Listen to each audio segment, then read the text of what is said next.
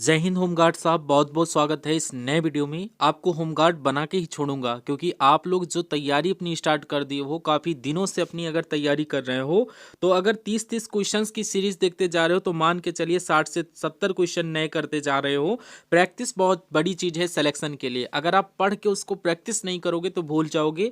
और ये 30 क्वेश्चन और 50 क्वेश्चन की जो आपकी सीरीज लेकर आ रहे हैं, ये आपकी प्रैक्टिस करवाते हैं। तो सब्सक्राइब करके चैनल को जुड़ जाइए क्योंकि डेली यहाँ पर होमगार्ड से रिलेटेड वीडियो आपको मिलेंगे। और यहाँ पर इंडिया लेवल के आपको 60 क्वेश्चंस मिलेंगे आज के सेशन में, जो कि मोस्ट इंपॉर्टेंट है आपके एग्जाम के लिए। तो स्टार्ट करने से पहले पहली बात यह है, वीडियो का फायदा आपको तभी मिलेगा जब आप 60 में से एक भी क्वेश्चन स्किप ना करिए और साथ में कमेंट करते चलिए। तो पहला क्वेश्चन आपसे क्या कहता है, हड़प्पा सभ्यता किस नदी के किनारे विकसित हुई थी? यहाँ पर ऑप्शन आपको मिलेंगे गंगा, यमुना, सिंधु या नर्मदा। तो राइट आंसर आपका हो जाता है। अगर हम लोग डिटेल में बात करें तो हड़प्पा सभ्यता को हम सिंधु घाटी सभ्यता भी कहते हैं। आप सभी ने सुना भी होगा अच्छे से। तो जब सिंधु घाटी सभ्यता कहते हैं तो right answer option number C, Sindhu आपका करेक्ट हो जाएगा। ऑप्शन नंबर सी जो भी स्टूडेंट किए होंगे बिल्कुल राइट हो जाता है। हड़प्पा सभ्यता को सिंधु घाटी सभ्यता कहा जाता है क्योंकि इसके अधिकांश नगर सिंधु नदी और उनकी सहायक नदियों के किनारे बसे हुए हैं। इस क्रम में right answer option number C करने वाले स्टूडेंट बिल्कुल करेक्ट आंसर हो जाता है उन सभी का। अगला क्वेश्चन देखिए, कह रहा मोहनजोदड़ो का अर्थ क्या होता है? मोहनजोदड़ो का अर्थ क्या होता है? देवताओं का नगर, मृतकों का टीला या व्यापारिक नगर, कृषि नगर। तो आप सभी ने इस क्वेश्चन को देखा होगा और ये कई बार क्वेश्चन आपके एग्जाम में रिपीटेड होते हैं। मोहनजोदड़ो का अर्थ होता है यहाँ पर मृतकों का टीला। ये किससे संबंधित है? देखिए, अगर मोहनजोदड़ो के शब्द के अगर अर्थ की हम जानकारी ले तो मोहनजोदड़ो शब्द सिंध भाषा से आया है। इसका मतलब होता है मृतकों का टीला। इस क्रम में right answer option number B आप सभी का करेक्ट हो जाएगा। देख लीजिए, यहाँ पर मोहनजोदड़ो सिंधी भाषा का शब्द है जिसका अर्थ होता है मृत लोगों का टीला, यानी कि मृतक लोगों का टीला। ऑप्शन नंबर बी आप सभी का करेक्ट हो जाएगा।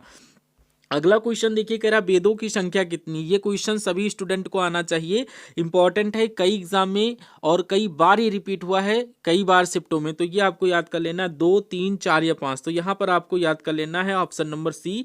वेदों की संख्या हमारी कितनी है? 4। कौन कौन से वेद हैं जरा कमेंट बॉक्स में हमें बताइए। यहाँ पर मैं आपको डिटेल एक्सप्लेनेशन के साथ बता देता हूँ। आपके वेद कितने हैं? 4। ऋग्वेद, सामवेद, यजुर्वेद और अथर्ववेद। तो ये आपके 4 वेद हो गए। तो इस क्रम में right answer option number C करने वाले स्टूडेंट बिल्कुल करेक्ट हो जाएंगे।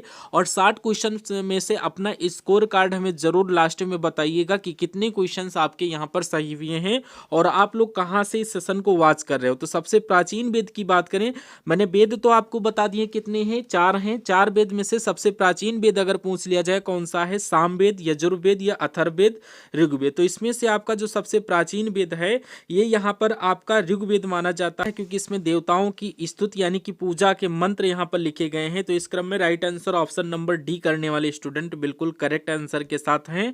यहाँ पर बोला जा रहा है ऋग्वेद सबसे पुराना ग्रंथ है जिसमें देवताओं की स्तुतियां सम्मिलित हैं। Right answer option number D हो जाता है इस क्वेश्चन का करेक्ट। गौतम बुद्ध का जन्म कहाँ पर हुआ? श्रीनगर या सारनाथ, लुम्बिनी, वैशाली। तो गौतम बुद्ध आप सभी को पता होगा, इनका जन्म लुम्बिनी में हुआ था, जो कि यह स्थान नेपाल देश में सम्मिलित हो चुका है। तो right answer option number C करने वाले स्टूडेंट बिल्कुल करेक्ट हो जाते हैं।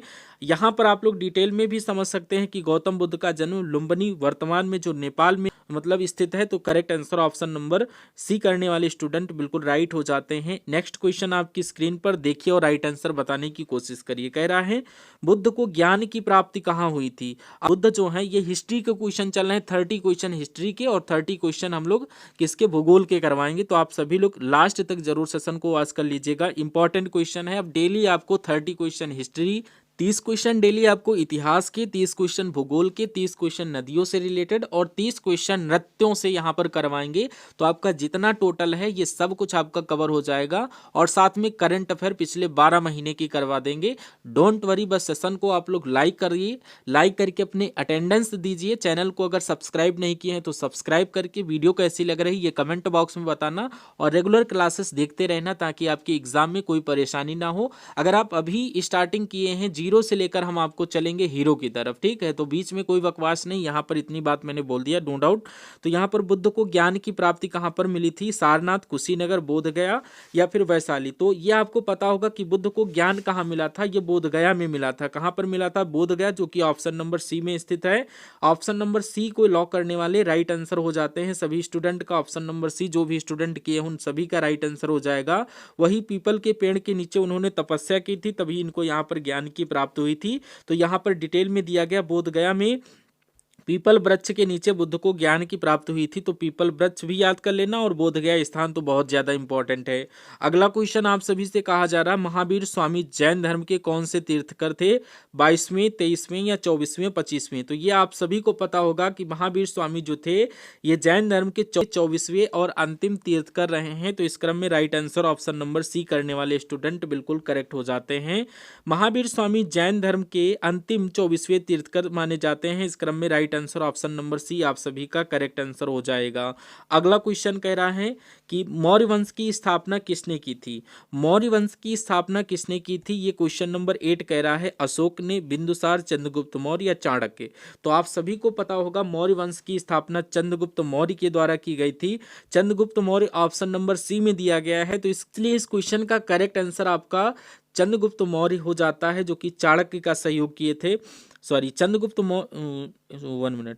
8 नंबर क्वेश्चन आप सभी से कह रहा है कि मौर्य वंश की स्थापना किसने की थी? अशोक, बिंदुसार, चंद्रगुप्त मौर्य या चाणक्य? तो इसमें से आपका करेक्ट आंसर हो जाएगा मौर्य वंश की स्थापना चंद्रगुप्त मौर्य ने की थी। ऑप्शन नंबर सी आप सभी का करेक्ट हो जाएगा, अगर ऑप्शन नंबर सी को आप सभी लोग लॉक किए होंगे। ये जो था चाणक्य का सहयोग मिला था, किनको? चंद्रगुप्त मौर्य को यहाँ पर चाणक्य का सहयोग मिला था। तो यहाँ पर बोला जा रहा है चंद्रगुप्त मौर्य ने चाणक्य की सहायता से मौर्य वंश की स्थापना की थी। तो इस क्रम में right answer option number C के साथ बिल्कुल करेक्ट आंसर हो जाएगा, मैंने आपको बताया भी था। अगला क्वेश्चन आप सभी से कह रहा है, अशोक के शिलालेख किस लिपि में लिखे गए थे? अशोक के शिलालेख क्या यहाँ पर ब्राह्मी लिपि या फिर देवनागरी, फारसी या अरबी? तो यहाँ पर आपको याद कर लेना 9 क्वेश्चन का करेक्ट आंसर हो जाता है ब्राह्मी लिपि। ऑप्शन नंबर ए स्टूडेंट जो भी लॉक करेंगे उनका बिल्कुल करेक्ट हो जाएगा, ऑप्शन नंबर ए। अशोक के अधिकांश अभिलेख जो हैं ब्राह्मी लिपि में लिखे गए हैं, right answer option number A हो जाता है। अगला क्वेश्चन आपकी स्क्रीन पर कह रहा है, कलिंग युद्ध कब हुआ था? कलिंग का जो युद्ध हुआ ये कब हुआ? 300 ईसा पूर्व, 261 ईसा पूर्व, 185 ईसा पूर्व या 100 ईसा पूर्व में? तो कलिंग का जो युद्ध हुआ था ये आपका 261 ईसा पूर्व में हुआ था, 261 जिसको इंग्लिश में आप सभी लोग बोल सकते हैं। इस युद्ध के बाद अशोक ने हिंसा छोड़ दी थी और बौद्ध धर्म को अपना लिया था, जो कि यहाँ पर डिटेल में दिया गया होगा। नेशन की बात करें तो कलिंग युद्ध के बाद अशोक ने हिंसा को त्याग दिया था और बौद्ध धर्म को अपना लिया था। तो इस क्रम में right answer option number B करने वाले स्टूडेंट का बिल्कुल करेक्ट आंसर हो जाता है। अगला क्वेश्चन आपकी स्क्रीन पर देखिए, राइट आंसर देने की कोशिश करिए। 11 नंबर क्वेश्चन कह रहा है, दिल्ली सल्तनत का पहला शासक कौन था? दिल्ली सल्तनत का पहला शासक इल्तुतमिश या बलबन, कुतुबुद्दीन ऐबक या रजिया? तो यहाँ पर आपको याद कर लेना है, दिल्ली सल्तनत का पहला शासक कुतुबुद्दीन ऐबक था, जो कि right answer option number C में दिया गया। ऑप्शन नंबर सी करने वाले सभी स्टूडेंट बिल्कुल करेक्ट हो जाएंगे, जो कि यहाँ पर आपको देख लेना है। कुतुबुद्दीन ऐबक गुलाम वंश के संस्थापक थे। किस वंश के संस्थापक थे? गुलाम वंश, जो कि याद करने वाला तथ्य आप सभी लोग याद कर लीजिएगा। नेक्स्ट क्वेश्चन आप सभी से कह रहा है, भारत की पहली महिला शासक कौन बनी थी? तो भारत की पहली महिला शासक की अगर बात करें तो पहली महिला का नूरजहां, रजिया सुल्तान या चांद बीबी, जोधाबाई? तो यहाँ पर रजिया सुल्तान आपने नाम सुना होगा कि भारत की पहली महिला शासक रजिया सुल्तान बनी थी। तो इस क्रम में right answer option number B आप सभी का करेक्ट हो जाता है। नेक्स्ट क्वेश्चन आप सभी से कहा जा रहा है, मुगल वंश की स्थापना किसने की थी? मुगल वंश की स्थापना अकबर ने की थी या बाबर ने की थी, हुमायूं ने की थी या शाहजहां के द्वारा की गई थी? मुगल वंश की अगर मैं बात करूं तो ये आपका करेक्ट आंसर हो जाता है बाबर के साथ। ऑप्शन नंबर सी आपका करेक्ट हो जाएगा। मुगल वंश की स्थापना बाबर ने की थी, जो कि कब की थी ये आपको कमेंट बॉक्स में बताना है। ये बाबर ने 1526 में पानीपत की पहली लड़ाई जीतकर मुगल वंश की नींव रखे थे। तो ये आपको प्लस पॉइंट याद कर लेना, ऑप्शन नंबर सी आपका यहाँ पर करेक्ट हो जाता है। अगला क्वेश्चन आपकी स्क्रीन पर कह रहा है, पानीपत की पहली लड़ाई कब हुई? पानीपत की जो पहली लड़ाई 1526, 1556, 1761 या 1757? तो पानीपत की जो पहली लड़ाई हुई थी वो 1526 ईस्वी में हुई थी, जो इसमें बाबर ने इब्राहिम लोदी को हरा दिया था। तो right answer option number A करने वाले सभी स्टूडेंट बिल्कुल करेक्ट हो जाते हैं। इस युद्ध में बाबर ने इब्राहिम लोदी को हराया था। Right answer option number A आप सभी का करेक्ट आंसर हो जाता है। अगला क्वेश्चन कह रहा है अकबर के 9 रत्नों में कौन शामिल थे? तानसेन, बीरबल, अबुल फजल या उपरोक्त सभी? तो आपको याद कर लेना है अकबर के 9 रत्नों में से अकबर के 9 रत्न जो अकबर का दरबार था उसमें 9 विद्वान थे। उसमें से यहाँ पर जिनको विद्वान को 9 रत्न बोलते हैं, जिन्हें 9 रत्न कहा जाता था, जैसे कि यहाँ पर तानसेन हो गए, बीरबल आदि। तो यहाँ पर आपका करेक्ट आंसर क्या हो जाएगा? तानसेन, बीरबल, अबुल फजल। तो इस क्रम में right answer option number D आप सभी का करेक्ट हो जाएगा, उपरोक्त सभी। अकबर के 9 रत्नों में 9 प्रसिद्ध विद्वान थे जिन्हें 9 रत्न कहा जाता था। अगला क्वेश्चन कह रहा है फ्लासी का युद्ध कब हुआ? फ्लासी का युद्ध क्या 1757, 1764, 1857 या 1773? तो फ्लासी का युद्ध जो हुआ था ये आपका हुआ था 1757 में। यहीं पर क्या हुआ? अंग्रेज का शासन मजबूत हुआ था। फ्लासी का युद्ध जो हुआ था 1757 में हुआ था और यहीं से अंग्रेजों का शासन मजबूत हुआ था। Right answer option number A के साथ चला जाता है। ये आप लोग देख लीजिएगा कि यहीं से क्या हुआ, इस भारत में अंग्रेजी शासन की नींव पड़ी थी। अगला क्वेश्चन कह रहा है 1857 का विद्रोह कहाँ से शुरू हुआ था? दिल्ली, कानपुर, मेरठ या झांसी? तो 1857 का विद्रोह जो था वो मेरठ से स्टार्ट हुआ था। इस क्रम में right answer option number C हो जाता है। मेरठ जो कि था ये नई कारतूस जिससे सैनिक नाराज हो गए थे, ये यहाँ पर आपको याद कर लेना है। हम लोग यहाँ पर अगले क्वेश्चन की तरफ स्विच करते हैं। मेरठ से सैनिक विद्रोह की शुरुआत हुई थी, ये आप लोग देख लीजिएगा। 1857 के विद्रोह का प्रतीकात्मक नेता कौन था? तो ये आपको याद कर लेना है, रानी लक्ष्मीबाई, तात्या टोपे, बहादुर शाह जफर या नाना साहब। तो 1857 का जो यहाँ पर विद्रोह हुआ था जिसके नेता जो थे, ये नेता बहादुर शाह जफर थे, जो कि पूरे भारत का उन्हें सम्राट घोषित किया था। तो right answer option number C करने वाले स्टूडेंट बिल्कुल करेक्ट हो जाएंगे। आप सभी लोग देखिए और राइट आंसर जरूर करिएगा ऑप्शन में। तो यहाँ पर बहादुर शाह जफर को विद्रोह का सम्राट घोषित किया गया था। इस क्रम में राइट आंसर बहादुर शाह जफर, ये आपका करेक्ट हो जाता है ऑप्शन नंबर सी के साथ। नेक्स्ट क्वेश्चन आप सभी से पूछा जा रहा है कांग्रेस की स्थापना कब हुई थी? कांग्रेस की स्थापना की 1885, 1905, 1920 या 1942? तो correct answer 1885 option number A lock करने वाले स्टूडेंट का बिल्कुल करेक्ट आंसर हो जाता है, जो कि ए ओ ह्यूम के द्वारा की गई थी। ए ओ ह्यूम आपका करेक्ट आंसर हो जाता है। ये कांग्रेस स्थापना अंग्रेज अधिकारी जो कि ए ओ ह्यूम थे। Right answer option number A के साथ। अगला क्वेश्चन कह रहा है स्वदेशी आंदोलन कब शुरू हुआ? 1905, 1917, 1920, 1942? तो स्वदेशी आंदोलन की जब भी बात की जाए ये आपका हो जाता है करेक्ट आंसर यहाँ पर 1905 ऑप्शन नंबर ए यहाँ पर राइट कर लीजिएगा। ऑप्शन नंबर ए आप सभी का करेक्ट आंसर हो जाता है। 1905 में हुई थी, जिसमें क्या हुआ था, यह आंदोलन बंगाल विभाजन के विरोध में शुरू हुआ था। इस क्रम में right answer option number A करने वाले स्टूडेंट बिल्कुल करेक्ट आंसर हो जाता है उन सभी का और सही हो जाएगा। अगला क्वेश्चन कह रहा है असहयोग आंदोलन कब शुरू हुआ था? तो असहयोग आंदोलन की बात करें 1917 या 1919, 1920 या 1922? तो असहयोग आंदोलन ये 1920 में शुरू हुआ था। कि असहयोग आंदोलन जो था ये महात्मा गांधी जी ने अंग्रेजी सरकार से सहयोग न करने के लिए 1920 में असहयोग आंदोलन जिसका नाम रखा गया था। Right answer option number C करने वाले स्टूडेंट बिल्कुल करेक्ट हो जाएंगे। अगला क्वेश्चन कह रहा है दांडी मार्च नामक सत्याग्रह कब हुआ था? तो दांडी मार्च नामक सत्याग्रह 1927, 1930 या 1932, 1942? तो ये जो हुआ था ये कब हुआ था? 1930 में हुआ था। Right answer option number B के साथ हो जाता है। अगला क्वेश्चन आप सभी से कहा जा रहा है कि भारत छोड़ो आंदोलन कब प्रारंभ हुआ? भारत छोड़ो आंदोलन कब प्रारंभ हुआ? 1930, 1935 या 1940, 1942? तो ये आपका 1942 में आरंभ हुआ था। सन 1942 सन आपको जरूर याद कर लेना है, ये क्वेश्चन बहुत ही इंपॉर्टेंट आपके एग्जाम के लिए। 1942 में यानी कि 8 अगस्त 1942 को भारत छोड़ो आंदोलन शुरू हुआ, जिसका नारा था करो या मरो। कौन सा नारा था? करो या मरो, आप लोग बताइएगा। नेक्स्ट क्वेश्चन आप सभी से कहा जा रहा है 24 नंबर क्वेश्चन आप सभी से पूछा जा रहा है गांधी जी को राष्ट्रपिता किसने कहा था? जवाहरलाल नेहरू, रविंद्रनाथ टैगोर, सुभाष चंद्र बोस या सरदार पटेल? तो गांधी जी को यहाँ पर राष्ट्रपिता किसने कहा था? ये सुभाष चंद्र बोस के द्वारा कहे गए थे। Right answer option number C करने वाले बिल्कुल करेक्ट आंसर हो जाता है। ऑप्शन नंबर सी आप सभी का राइट आंसर हो जाएगा इस क्वेश्चन का, जो कि यहाँ पर नेताजी सुभाष चंद्र बोस ने अपने रेडियो भाषण में गांधी जी को राष्ट्रपिता कहा था। ये right answer option number C आप लोगों ने यहाँ पर करेक्ट किया होगा। नेक्स्ट क्वेश्चन जलियांवाला बाग हत्याकांड कब हुआ था? 1917, 1918, 1919 या 1920? इस क्वेश्चन का आंसर हमें कमेंट बॉक्स में आप सभी से चाहिए। आप लोग कमेंट बॉक्स में इस क्वेश्चन को जरूर करिए ताकि हमें पता चले कि आप लोग एक्टिव हैं या नहीं एक्टिव हैं। इस क्वेश्चन का आंसर आप सभी लोग कमेंट बॉक्स में जरूर करिएगा। और थंब का आइकन दिख रहा होगा जो कि यहाँ पर अंगूठे का आइकन, जिसको लाइक का ऑप्शन आप लोग बोलते हैं, उसको दबा करके अपनी अटेंडेंस जरूर लगा देना, जिससे हमें पता चलेगा कि आप लोग हमारी बात को सुनते हो या भी नहीं। तो सुनना आपको है तो इसलिए आपको क्या करना है, थंब का आइकन जरूर दबा के रखना है और फ्रेंड सर्किल में शेयर कर देना। अगर चैनल को अभी तक सब्सक्राइब नहीं किया हो तो सब्सक्राइब करके पीडीएफ ले लेना। अगला क्वेश्चन आप सभी से कह रहा है 27 नंबर क्वेश्चन आप सभी से कह रहा, भारत का अंतिम वायसराय कौन था? Lord Curzon, Lord Mountbatten, Lord Dalhousie या लॉर्ड वेवले? तो यहाँ पर करेक्ट आंसर क्या हो जाएगा 27 नंबर क्वेश्चन का? भारत का अंतिम वायसराय लॉर्ड माउंटबेटन, यानी कि ऑप्शन नंबर बी करने वाले सभी स्टूडेंट करेक्ट हो जाते हैं। लॉर्ड माउंटबेटन आपका करेक्ट आंसर हो जाएगा। लॉर्ड माउंटबेटन ने सत्ता हस्तांतरण की प्रक्रिया पूरी की थी, तो इस क्रम में ऑप्शन नंबर बी को लॉक करने वाले स्टूडेंट बिल्कुल करेक्ट हो जाता है उन सभी का। 28 नंबर क्वेश्चन कह रहा है संविधान सभा का गठन कब हुआ था? 1942 में, 1945 में, 1946 में, 1947 में? तो यहाँ पर करेक्ट आंसर आप सभी का हो जाता है 1946। ऑप्शन नंबर सी आप सभी का करेक्ट आंसर हो जाएगा, जो कि ऑप्शन नंबर सी करने वाले स्टूडेंट बिल्कुल राइट हो जाते हैं।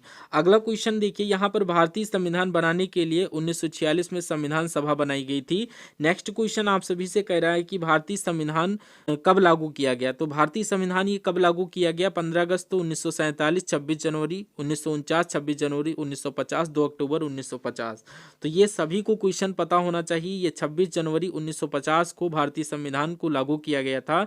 ये डेट बहुत इंपॉर्टेंट है और हर एक एग्जाम में पूछी जाती है। इसी दिन अपना भारत क्या हुआ था? गणराज्य बना था। इस क्रम में right answer option number C हो जाता है। इस दिन भारत एक गणराज्य बना था, जो कि मैंने आपको बता दिया। भारत का पहला राष्ट्रपति कौन बना? ये क्वेश्चन आपके लिए बहुत इंपॉर्टेंट है। Pandit Jawaharlal Nehru, doctor B R. Ambedkar, doctor Rajendra Prasad, doctor Sarvepalli Radhakrishnan? तो यह आपका राइट आंसर हो जाता है doctor Rajendra Prasad. Option number C आप सभी का करेक्ट आंसर हो जाएगा। अगला क्वेश्चन आप सभी से पूछा जा रहा है कि पृथ्वी का सबसे बड़ा महाद्वीप कौन सा? अब यहाँ से आपका भूगोल का टॉपिक स्टार्ट हो चुका है।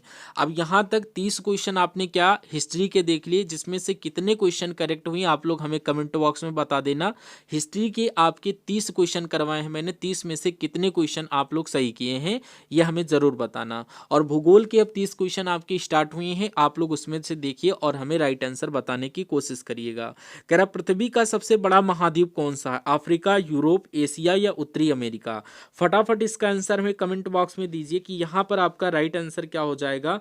पृथ्वी का सबसे बड़ा महाद्वीप कौन सा है? एशिया महाद्वीप है। एशिया महाद्वीप ऑप्शन नंबर सी में दिया गया है। तो आप लोग जानते हैं कि क्षेत्रफल और जनसंख्या दोनों में एशिया सबसे बड़ा है, तो एशिया आप सभी को लॉक करना है। अगला क्वेश्चन देखिए आपकी स्क्रीन पर कह रहा है, ये आप लोग जानते हैं दोनों में सबसे बड़ा महाद्वीप है। नेक्स्ट क्वेश्चन आपसे कह रहा है पृथ्वी का सबसे छोटा महाद्वीप कौन सा है? अगर सबसे छोटे महाद्वीप की बात की जाए तो यूरोप, ऑस्ट्रेलिया, अंटार्कटिका या दक्षिण अमेरिका? तो आपने ऑस्ट्रेलिया का नाम सुना होगा। पृथ्वी का सबसे छोटा महाद्वीप जो है वो ऑस्ट्रेलिया है, क्योंकि क्षेत्रफल के हिसाब से सबसे छोटा महाद्वीप ऑस्ट्रेलिया ही माना गया है। तो right answer option number B आप सभी का करेक्ट आंसर हो जाएगा। नेक्स्ट क्वेश्चन आप सभी से पूछा जा रहा है कि पृथ्वी पर कुल कितने महाद्वीप हैं? पृथ्वी पर कुल कितने महाद्वीप हैं? 5 हैं, 6 हैं, 7 हैं या 8 हैं? तो पृथ्वी पर कुल महाद्वीप की अगर संख्या पूछी जाए तो ये आपकी 7 मानी गई है। Right answer option number C करने वाले बिल्कुल करेक्ट आंसर हो जाएंगे। और कौन कौन से महाद्वीप हैं ये आपको यहाँ पर बता देना है हमें कमेंट बॉक्स में। इनके नाम, सातों के नाम आप लोग कमेंट बॉक्स में हमें बताने की कोशिश करिए, जो कि यहाँ पर आप मैंने लिख कर के दिया है, ये नकल मत करिएगा, आप लोग हमें कमेंट बॉक्स में दीजिएगा। भारत किस गोलार्ध में स्थित है? बहुत इंपॉर्टेंट क्वेश्चन है। भारत किस गोलार्ध में स्थित है? उत्तरी, दक्षिणी, पश्चिमी या दोनों, ए और सी? तो इस क्वेश्चन का करेक्ट आंसर देखिए और राइट आंसर बताने की कोशिश करिएगा। भारत जो है ये आपका किस गोलार्ध में स्थित है? उत्तरी और पूर्वी यहाँ पर गोलार्ध में स्थित है, तो उत्तरी यहाँ पर दक्षिणी दिया गया है, जो कि यहाँ पर राइट आंसर हम लोग देख लेते हैं। राइट आंसर आप सभी का ए और सी हो जाएगा, यानी कि ऑप्शन नंबर डी राइट करने वाले स्टूडेंट बिल्कुल करेक्ट हो जाएंगे। ए और सी यानी कि उत्तरी और पश्चिमी गोलार्ध में स्थित है, इस क्रम में ऑप्शन नंबर डी आप सभी का राइट हो जाता। भारत भूमध्य रेखा के उत्तर और प्रधान मध्य रेखा के पूर्व में स्थित है, तो इस क्रम में right answer option number D A और सी माना जाता है। अगला क्वेश्चन आपकी स्क्रीन पर कह रहा है, कर्क रेखा भारत के कितने राज्यों से होकर गुजरती है? 6, 7, 8 या 9? तो कर्क रेखा की जब भी मेरे भाई बात की जाए तो ये हमेशा याद कर लेना, कर्क रेखा अपनी 8 राज्यों से होकर गुजरती है, वो 8 राज्यों से होकर गुजरती है, तो इस क्रम में right answer option number C आप सभी का करेक्ट हो जाता है। अगला क्वेश्चन आपकी स्क्रीन पर कह रहा है, भारत की सबसे लंबी नदी कौन सी है? ब्रह्मपुत्र, गंगा, यमुना या गोदावरी? तो भारत की सबसे लंबी नदी यहाँ पर पूछी जा रही है, तो आप सभी को पता होना चाहिए कि भारत की सबसे लंबी नदी ये गंगा नदी है। गंगा नदी को लॉक करने वाले सभी स्टूडेंट यहाँ पर कमेंट में फटाफट इसका राइट आंसर हमें बताइए। और यहाँ पर सबसे लंबी नदी है और सबसे पवित्र नदी ये मानी जाती है गंगा नदी, तो इस क्रम में right answer option number B करने वाले बिल्कुल करेक्ट हो जाते हैं। अगला क्वेश्चन आप सभी से पूछा जाता है, भारत की सबसे बड़ी झील कौन सी है? चिल्का, उलर या सांभर, लोकटक? तो ये आपको बताना है कि कौन सी बड़ी झील है। तो चिल्का झील आपने नाम सुना होगा, चिल्का झील ऑप्शन नंबर ए आपका करेक्ट हो जाता है, जो कि ओडिशा, चिल्का झील जो है ये ओडिशा में स्थित है, भारत की सबसे बड़ी झील है, इस क्रम में ऑप्शन नंबर ए आप सभी का राइट हो जाता है। अगला क्वेश्चन पूछा जा रहा है कि भारत का सबसे ऊंचा पर्वत शिखर कौन सा है? केटू, कंचनजंगा, नंदा देवी या एवरेस्ट? तो केटू या कंचनजंगा में से आप लोग बताइए। कंचनजंगा आपका हो जाता है यहाँ पर करेक्ट, ऑप्शन नंबर बी आप सभी का राइट आंसर हो जाता है। ये देख लीजिए यहाँ पर कंचनजंगा सबसे ऊंचा यहाँ पर पर्वत शिखर माना गया है। ऑप्शन नंबर बी को लॉक करने वाले स्टूडेंट हमें फटाफट कमेंट करिए। अगला क्वेश्चन कह रहा है, हिमालय पर्वत किस प्रकार का पर्वत है? ज्वालामुखी, अवशिष्ट, वलित या ब्लॉक? तो ये आपको बताना है कि हिमालय पर्वत जो है ये कैसा पर्वत है। तो ये आपको याद करना, वलित पर्वत है। कैसा पर्वत है? वलित पर्वत है। वलित पर्वत का मतलब ये होता है, ये वलित पर्वत का मतलब ये होता है कि हिमालय दो प्लेटों के टकराने से बना, इसलिए इसे वलित पर्वत कहते हैं। हिमालय जो है ये दो प्लेटों के टकराने से बना है, इसलिए इसको क्या बोलते हैं? वलित, वलित पर्वत बोला जाता है। ऑप्शन नंबर सी आपका करेक्ट हो गया। अगला क्वेश्चन कह रहा है, थार मरुस्थल किस राज्य में स्थित है? थार मरुस्थल किस राज्य में स्थित है? गुजरात, हरियाणा, पंजाब या राजस्थान? तो थार मरुस्थल ये राजस्थान राज्य में स्थित है, ऑप्शन नंबर डी आपका करेक्ट आंसर हो जाएगा। अगला क्वेश्चन आपकी स्क्रीन पर कह रहा, मानसून किस भाषा से आया है? मानसून शब्द ये किस भाषा से आया है? हिंदी, अरबी, फारसी या संस्कृत? तो मानसून शब्द की जब भी बात आपसे की जाए तो ये अरबी भाषा से आया है। ऑप्शन नंबर बी आपको लॉक करके नेक्स्ट क्वेश्चन पर बढ़ जाना है। अगला क्वेश्चन कह रहा है, भारत में वर्षा का मुख्य कारण क्या है? भारत में वर्षा का मुख्य कारण पश्चिमी विक्षोभ, चक्रवात, दक्षिण पश्चिम मानसून या व्यापारिक पवन? तो ये आपको याद कर लेना है, भारत में वर्षा का मुख्य कारण है दक्षिण पश्चिम मानसून। दक्षिण पश्चिम मानसून ऑप्शन नंबर सी में दिया गया है, इस क्रम में right answer option number C हो जाता है। अगला क्वेश्चन आपकी स्क्रीन पर कह रहा, भारत में सबसे अधिक वर्षा कहाँ होती है? तो चेन्नई की बात करें या कोलकाता, मासिनराम या मुंबई? तो आपको यहाँ पर करेक्ट आंसर मासिनराम कर लेना है, क्योंकि ये एक मेघालय में स्थित है। और मेघालय, मेघा का आप लोग बताइए यहाँ पर संधि विच्छेद क्या होगा मेघालय का? तो ये यानी कि मासिनराम मेघालय विश्व का सर्वाधिक वर्षा वाला स्थान है, तो इस क्रम में right answer option number C आपको कर देना है। क्वेश्चन थोड़ा कंफ्यूज करेगा, तो कंफ्यूज हमें नहीं होना है। अगला क्वेश्चन यहाँ पर दिया जा रहा है कि शीत ऋतु भारत में किस महीने से शुरू होती है? शीत ऋतु की अगर बात करें अक्टूबर, नवंबर, दिसंबर या जनवरी? तो भारत में ये किस महीने से स्टार्ट होती है? आई थिंक इस क्वेश्चन का राइट आंसर आप सभी लोग कमेंट बॉक्स में हमें दे देंगे, क्योंकि भारत में रहने वाले हो तो इतना तो पता होगा कि शीत ऋतु किस महीने में स्टार्ट होती है। शीत ऋतु आंसर चाहेंगे। नेक्स्ट क्वेश्चन देखिए आपकी स्क्रीन पर। 15 नंबर क्वेश्चन कह रहा, पश्चिमी विक्षोभ भारत में किस ऋतु में वर्षा लाता है? ग्रीष्म, वर्षा, शीत या शरद? तो पश्चिमी विक्षोभ जो है ये शीत ऋतु में यहाँ पर वर्षा लाता है, या शीत ऋतु में वर्षा लाता है, तो right answer option number C हो जाएगा। अगला क्वेश्चन कह रहा है आप सभी से कि भारत का सबसे बड़ा राज्य क्षेत्रफल के अनुसार कौन सा है? उत्तर प्रदेश, मध्य प्रदेश, राजस्थान या महाराष्ट्र? तो क्षेत्रफल के अनुसार सबसे बड़ा राज्य यहाँ पर राजस्थान हो जाता है, सभी को पता होगा। राजस्थान को करेक्ट करने वाले स्टूडेंट बिल्कुल सही हो जाएंगे। अगला क्वेश्चन आप सभी से पूछा जा रहा, भारत का सबसे छोटा राज्य कौन सा है? तो भारत का सबसे छोटा राज्य यहाँ पर अगर बात करें तो Goa, Goa option number A में दिया गया है, यहाँ पर ए आपका करेक्ट आंसर हो जाएगा। अगला क्वेश्चन कह रहा, भारत का सबसे लंबा समुद्री तट किस राज्य के के पास है? केरल, तमिलनाडु या आंध्र प्रदेश, गुजरात? तो ये यहाँ पर किस राज्य के पास है? ये गुजरात राज्य के पास है। Right answer option number D आपका हो जाता है। नेक्स्ट क्वेश्चन देखिए आपकी स्क्रीन पर, कौन सी नदी को दक्षिण की गंगा कहा जाता है? कावेरी, कृष्णा, गोदावरी या फिर नर्मदा? तो गोदावरी का नाम सभी स्टूडेंट सुने होंगे। इस क्रम में right answer option number C के साथ हो जाता है। अगला क्वेश्चन आप सभी से पूछा जा रहा है, नर्मदा नदी किस दिशा में बहती है? पूर्व, पश्चिम, उत्तर, दक्षिण, किस दिशा में बहती है? तो ये आपको पता होना चाहिए, नर्मदा नदी पश्चिम दिशा में बहती है। इस क्रम में right answer option number B हो जाता है। पृथ्वी की सबसे ऊपरी परत क्या कहलाती है? मेटल, कोर या क्रस्ट या प्लेट? तो ये जो है परत, ये क्या कहलाती है? क्रस्ट कहलाती है। क्रस्ट ऑप्शन नंबर सी में दिया गया है। इस क्रम में right answer option number C के साथ करने वाले स्टूडेंट बिल्कुल सही हो जाते हैं। वायुमंडल की सबसे निचली परत कौन सी होती है? समताप, क्षोभ मंडल या आयन मंडल या बहिर्मंडल? तो ये आपका क्षोभ मंडल हो जाता है। क्षोभ मंडल ऑप्शन नंबर बी आपका करेक्ट हो जाता है। इसको बहिर्मंडल भी कहते हैं या बाह्य मंडल भी बोल दिया जाता है, नंबर डी में जो दिया है। राइट तो आंसर आपका ऑप्शन नंबर बी वाला है। अगला क्वेश्चन कह रहा है, ज्वालामुखी किससे निकलता है? लावा, पानी, बर्फ या हवा? तो ज्वालामुखी की जब भी बात की जाए तो ये किससे निकलता है? लावा आपका करेक्ट आंसर हो जाता है। ज्वालामुखी किससे निकलता है? लावा से निकलता है। लावा ऑप्शन नंबर ए में दिया गया है। यहाँ पर ज्वालामुखी से गर्म पिघला हुआ लावा निकलता है। इस क्रम में right answer option number A आपने कर दिया है। अगला क्वेश्चन कह रहा है, सूर्य की किरणें किस रेखा पर सीधी पड़ती हैं? भूमध्य रेखा, कर्क रेखा, मकर रेखा या फिर ध्रुव रेखा? तो सूर्य की किरणें जो होती हैं ये भूमध्य रेखा पर क्या पड़ती हैं? ये सीधी पड़ती हैं। तो इस क्रम में राइट आंसर आपका ऑप्शन नंबर क्या हो जाता है? ए यहाँ पर करेक्ट आंसर हो जाएगा। ऑप्शन नंबर ए को लॉक करने वाले बिल्कुल सही हो जाएंगे। अगला क्वेश्चन कह रहा है, पृथ्वी अपने अक्ष पर एक चक्कर कितने समय में लगाती है? 12 घंटे, 24 घंटे, 365 घंटे या 30 दिन में? तो पृथ्वी अपना चक्कर ये 24 घंटे में क्या करती है? एक चक्कर अपना कंप्लीट कर देती है अपने अक्ष पर। राइट आंसर ऑप्शन नंबर क्या हो जाता है? बी। पृथ्वी अपने अक्ष पर एक चक्कर 24 घंटे में लगा देती है। अगला क्वेश्चन कह रहा है, 26 नंबर क्वेश्चन आपसे कह रहा है, पृथ्वी सूर्य का एक चक्कर कितने समय में लगाती है? 24 घंटे, 30 दिन या 365 दिन, 12 घंटे? तो यहाँ पर आपको करेक्ट आंसर क्या करना है? ये 365 दिन में अपनी चक्कर कंप्लीट करती है, एक चक्कर अपना कंप्लीट करती है सूर्य का। तो इस क्रम में right answer option number A के साथ बनता है, जिसको हम लोग एक वर्ष बोलते हैं। कौन सी गैस वायुमंडल में सर्वाधिक मात्रा में है?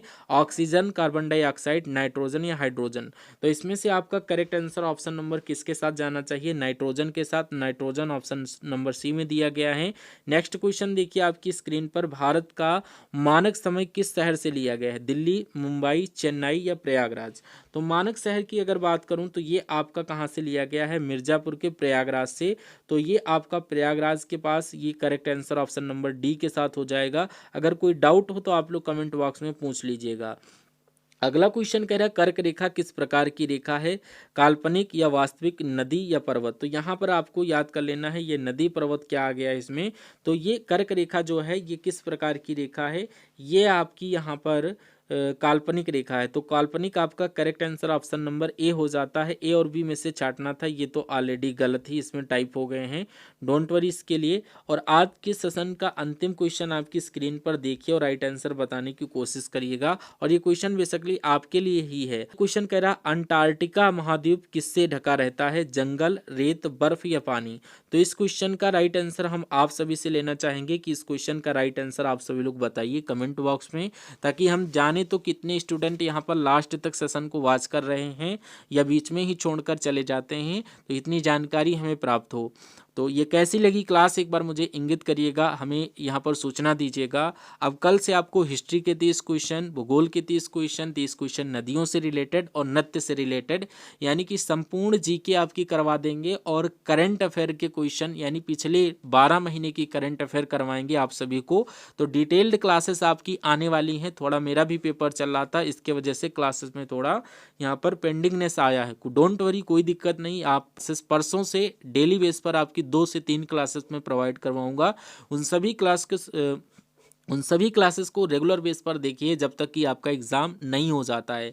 0 से 0 स्टूडेंट यहाँ पर हीरो बनेंगे। तो अगर आप यहाँ पर कदम लेकर आए हैं, अब कदम उठा ही लिए तो उसको मंजिल तक पहुँचा देना है आपको, क्योंकि घर से यानी कि जब आप वीडियो पर आ चुके हैं तो बीच में ये नहीं कि आज जोश-जोश में देख लिया, कल के दिन थोड़ा मौज-मस्ती कर लिए और फिर मौज-मस्ती में 1 महीना निकल गया, उसके बाद याद आ गई कि हाँ, हमें तैयारी करनी थी। तो ये मत सोच कर आना। अगर आना है तो आप लोग एक इकट्ठा मतलब कि संकल्प बना करके एक डायरी और पेन ले करके जितने सेशन करवाए जाए उनको देखिए, एनालिसिस करिए और क्या सुधार हुआ है। सुधार कोई एक दिन में आपको नज़र नहीं आएगा, उसके लिए आपको 1 हफ्ता टाइम देना पड़ेगा। 1 हफ्ता अपने आप को छुपा करके रखिए, आपको पता चल जाएगा कि हमें पहले से और अब में क्या अंतर आया है। या अपने दिल और दिमाग को एक जगह एकजुट करके मतलब क्लास अगर देख रहे हैं तब भी आपको पता चल जाएगा कि हाँ, मैंने ये क्लास इतने कॉन्फिडेंस के साथ देखा कि तुम्हें वो क्वेश्चंस रिमेंबर रहेंगे। और अगर आपने क्या किया है, क्लास को प्ले करके छोड़ दिया, क्योंकि वहाँ पर आपको डांटने